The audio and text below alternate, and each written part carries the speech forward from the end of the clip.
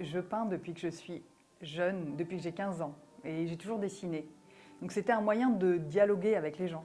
Voilà comment c'est né, cette passion. C'est une peinture qui touche beaucoup, qui émet une réflexion. Là, effectivement, ce sont des tableaux avec des personnages et des animaux. Donc on est dans le vivant, on est dans des couleurs, comme on peut le voir dans les orangés, dans les bleus.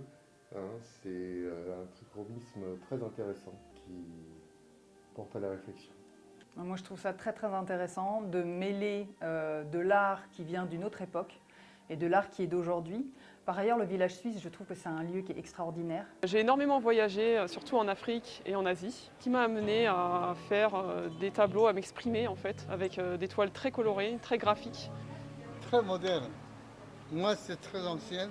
Elle est très très moderne.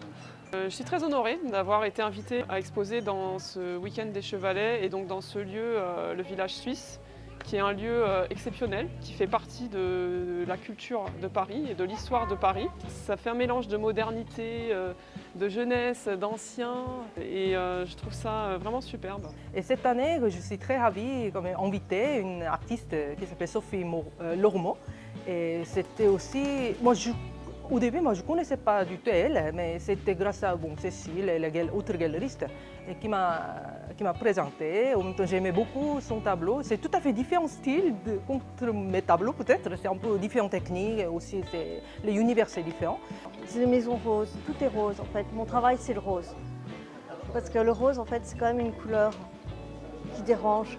Et je ne travaille pas du tout le rose de la petite fille, de l'enfance comme on l'entend. C'est pas le rose de la vie en rose.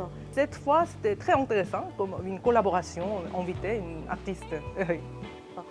Et j'aimais bien l'idée d'être associée avec une galeriste, on ne se connaissait pas du tout, et de faire une combinaison comme ça, un duo.